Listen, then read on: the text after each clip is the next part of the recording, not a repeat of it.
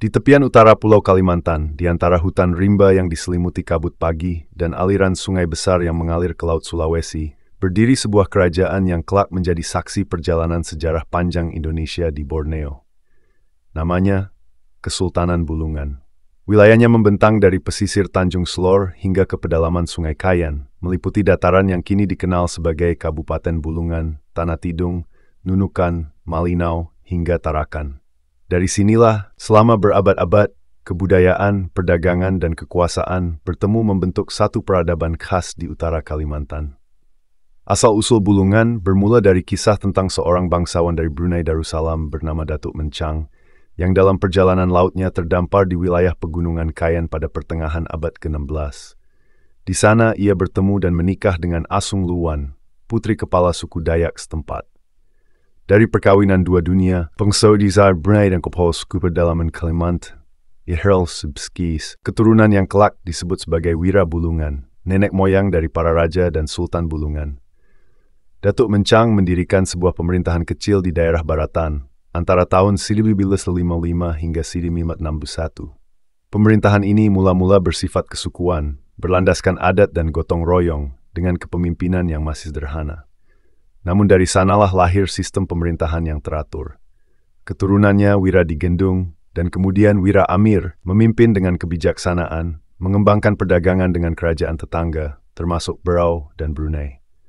Tahun 1931 menjadi titik balik. Di tahun itulah Wira Amir yang telah memeluk Islam memproklamasikan berdirinya Kesultanan Bulungan. Ia menjadi sultan pertama dengan gelar Sultan Amiril Mukminin. Peristiwa ini menandai lahirnya sebuah kesultanan Islam di utara Kalimantan, menjadikan Islam sebagai agama resmi kerajaan, sekaligus membentuk tatanan politik dan board di Wiltshire. Untuk paham dalam Aust Islam, Sultan mengundang seorang ulama besar dari Hadramaut, Yaman, Sheikh Abdul Rahman bil Faqih, yang datang ke Bulungan untuk mengajarkan syariat, membangun madrasah, dan memperkuat dasar keagamaan kerajaan. Sejak saat itu, Bulungan berkembang menjadi pusat dakwah Islam dan perdagangan laut di kawasan utara Kalimantan. Selama abad ke-18 dan 19, Bulungan menjadi salah satu kekuatan lokal yang disegani. Wilayahnya luas, mencakup pesisir dan pedalaman, serta menjalin hubungan dagang dengan Sulu di Filipina, Sabah di Borneo Utara, dan Kesultanan Kutai di selatan. Kapal-kapal dari Bulungan membawa rotan, lilin lebah, hasil hutan, dan sarang burung walet ke pelabuhan-pelabuhan luar negeri, menjadikan kerajaan ini makmur dan ramai. Namun kejayaan itu juga menarik perhatian kekuatan besar dari luar. Pada awal abad ke-19, kekuasaan kolonial Belanda mulai menancapkan pengaruhnya di Kalimantan. Dari selatan, Merada Stemmen Tuves, dari utara, Inggris sudah lebih dulu menguasai wilayah Sabah dan Labuan. Di tengah pusaran dua kekuatan ini, Bulungan berada di posisi strategis sekaligus berbahaya. Belanda melihat Bulungan sebagai wilayah kaya sumber daya, hasil hutan, minyak, dan batu bara, serta jalur perdagangan penting menuju Laut Sulawesi. Mereka ingin memastikan kerajaan-kerajaan lokal tidak jatuh ke tangan Inggris. Maka pada tahun 1934, Sultan Bulungan saat itu, Muhammad Alimuddin Kaharudin Es, dipaksa menandatangani perjanjian perlindungan dengan pemerintah Hindia Belanda. Secara formal, Bulungan tetap menjadi kesultanan yang berdaulat, tetapi secara politik berada di bawah pengawasan kolonial. Sultan menyadari posisinya yang sulit. Ia memilih jalan diplomasi, menjaga hubungan baik dengan Belanda, namun tetap mempertahankan kebebasan internal kerajaan. Strategi ini membuat Bulungan tidak mengalami perang besar seperti beberapa kerajaan lain di Kalimantan. Bulungan justru menjadi mitra dagang dan politik yang stabil. Belanda kemudian mendirikan pos pemerintahan di Tanjung Selor pada akhir abad ke-19 untuk memantau kegiatan ekonomi dan pelayaran. Namun istana tetap berada di Tanjung Palas, di tepi sungai besar yang tenang, di mana Sultan membangun istana bertingkat dua yang megah, simbol kemakmuran dan kebesaran Bulungan. Seiring berjalannya waktu, pemerintah kolonial semakin banyak mencampuri urusan dalam negeri kesultanan. Mereka mengatur sistem pajak, hasil bumi, dan bahkan menentukan siapa yang boleh naik takhta.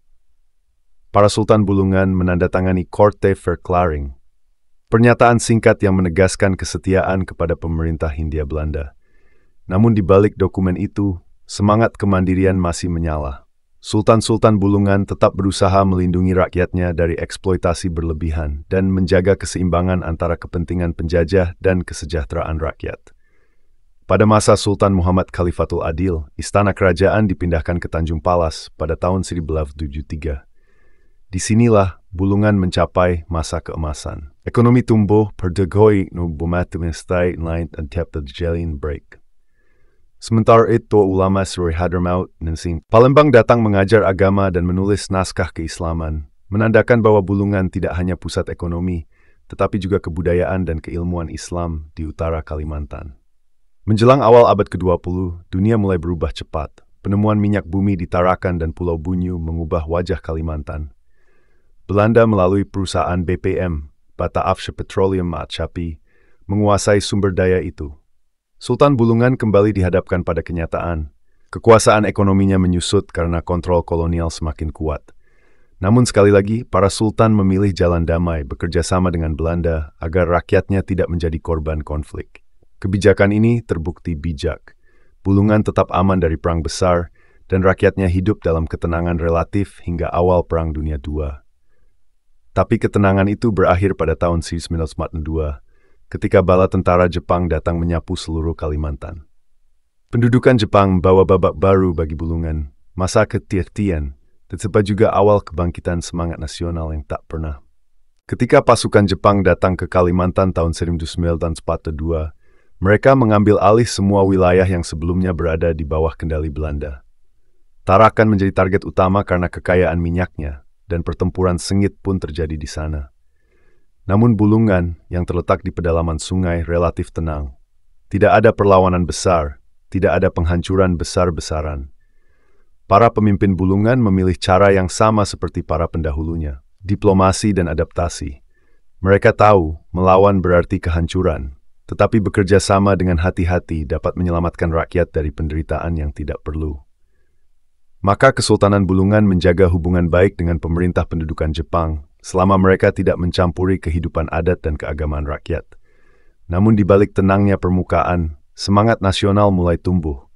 Beberapa tokoh di lingkungan kesultanan diam-diam mengikuti kabar dari Jawa tentang perjuangan para pemuda, tentang Soekarno-Hatta, dan tentang gagasan kemerdekaan. Seorang perwira Jepang, Kapten Kumatsu, bahkan secara diam-diam memberitahu pihak kesultanan bahwa Indonesia telah memproklamasikan kemerdekaannya pada 17 Agustus 1945. Ia bahkan memberikan bendera merah putih sebagai tanda simpati. Kabar itu menyebar pelan di kalangan istana Bulungan. Meski penjajahan belum benar-benar berakhir, api semangat Indonesia mulai menyala di hati para bangsawan Bulungan. Setelah Jepang menyerah pada Sekutu tahun 1945, kekosongan kekuasaan muncul di Kalimantan. Pasukan Inggris dan Nika Belanda datang kembali, mencoba menguasai daerah-daerah kaya sumber daya seperti Tarakan dan Bulungan. Tapi Sultan Bulungan saat itu, Maulana Muhammad Jalaluddin, memilih berdiri di sisi Republik Indonesia. Ia menolak ajakan Belanda untuk bergabung dalam negara boneka di bawah Federasi Hindia Belanda. Pada tahun 1946, Blind Fede Laranyim telah Anjakiwis Bunmarins di Sino de Sulawesi Selatan. Tujuannya membentuk negara-negara bagian yang terpisah dari Republik Indonesia. Sultan Jalaluddin mengutus Datuk Bendahara Paduka Raja, penasihat tertinggi kesultanan, untuk hadir di sana. Namun utusan Bulungan datang bukan untuk menyerahkan diri, melainkan untuk memastikan suara Bulungan berpihak kepada Indonesia. Di sana, mereka menolak ide Belanda tentang Federasi Boneka dan menyampaikan bahwa Bulungan mengakui kemerdekaan Indonesia. Meskipun begitu, Belanda tak berhenti. Mereka membentuk negara Kalimantan Timur tahun 1947, bagian dari Republik Indonesia Serikat versi Belanda, dan mencoba memasukkan Bulungan ke dalamnya. Sultan Jalaluddin kembali menolak, meskipun Belanda berusaha membujuk dengan pangkat dan jabatan kehormatan. Sultan tetap memilih jalur diplomasi damai, tetapi hatinya hanya untuk Republik.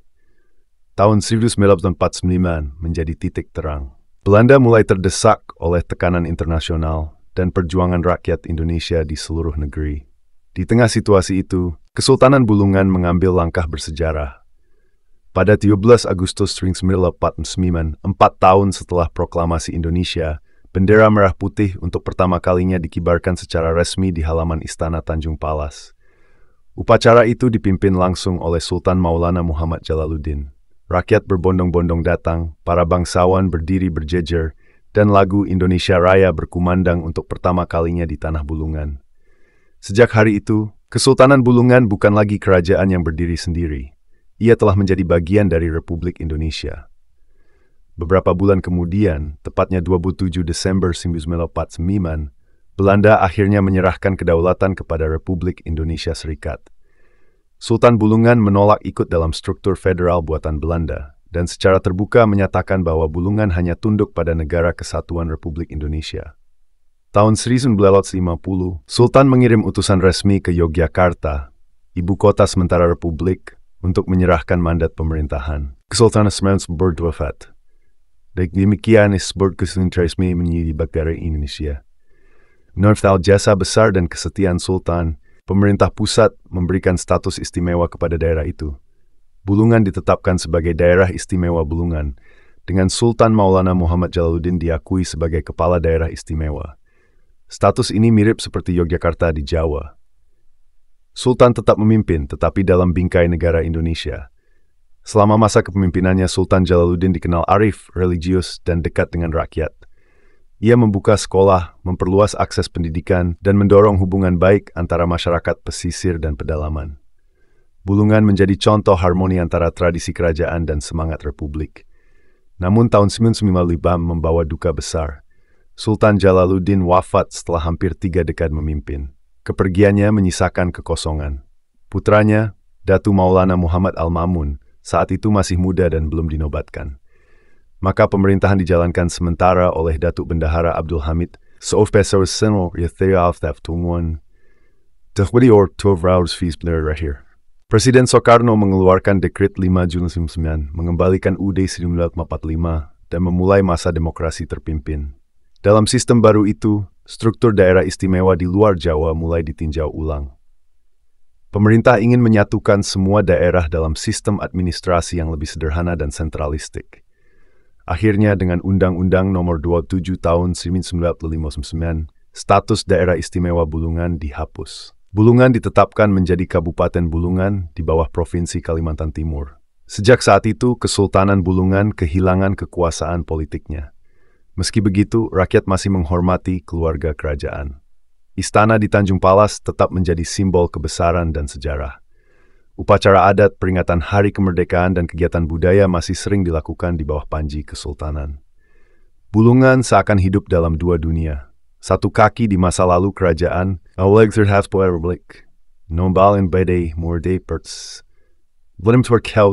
Inggris tengah mempersiapkan berdirinya Federasi Malaysia. Dan ketika Presiden Soekarno mengumandangkan Dwi Kora, Dwi Komando Rakyat, untuk mengganyang Malaysia, nama Bulungan kembali menjadi sorotan. Karena letaknya berbatasan langsung dengan Sabah, wilayah ini dianggap rawan infiltrasi.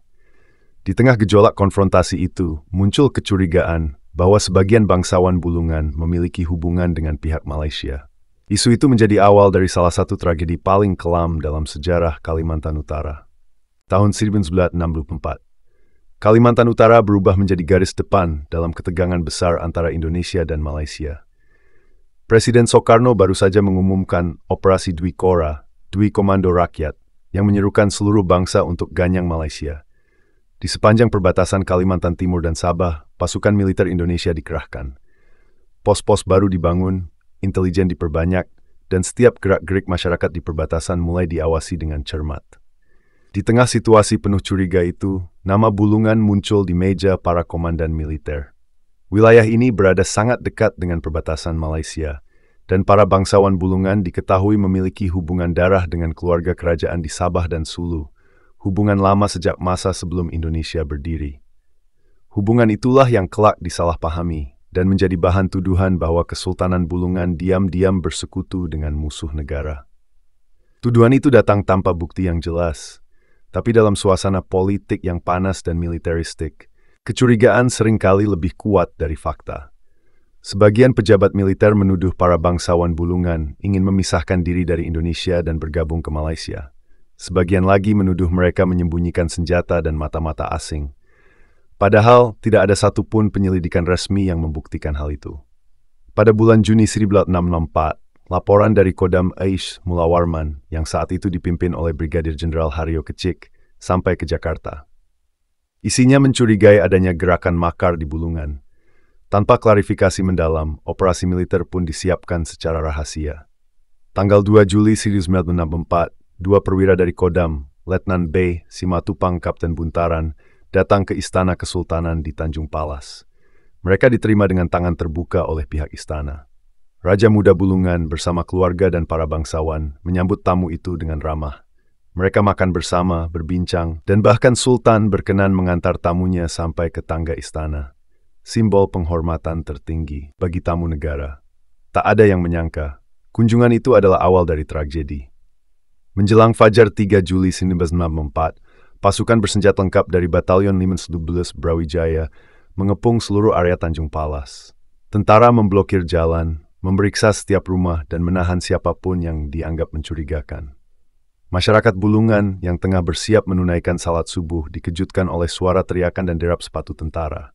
Sekitar pukul 6 pagi, Komandan Kodim Bulungan, Mayor Sumina Husain, memerintahkan warga berkumpul di lapangan. Di hadapan mereka dengan suara lantang, ia menuduh, para bangsawan Bulungan telah berkhianat. Mereka bersekongkol dengan Malaysia. Mereka bukan lagi bagian dari Republik Indonesia. Kerumunan terdiam, tak ada yang percaya. Beberapa tetua adat mencoba membantah, mengatakan bahwa keluarga kesultanan adalah pelindung rakyat, bukan pengkhianat. Tapi bantahan itu justru dibalas dengan kekerasan. Ditembak mati di depan umum, menjadi sinyal dimulainya operasi yang mengerikan. Tentara mulai menyerbu rumah-rumah bangsawan. Mereka menahan siapa saja yang berhubungan dengan istana. Anak-anak menangis, perempuan berteriak, dan para pria diborgol di hadapan keluarga mereka.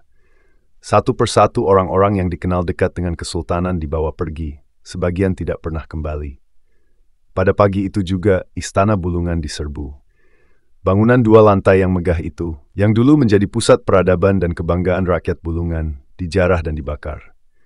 Api berkobar tinggi di tepi Sungai Kayan, menyala di antara pekatnya asap, sementara rakyat hanya bisa menyaksikan dari kejauhan dengan air mata. Segala arsip sejarah, dokumen kesultanan, naskah-naskah lama, dan benda pusaka lenyap dilalap api. Beberapa hari berikutnya, operasi berlanjut dengan kejam dan sistematis.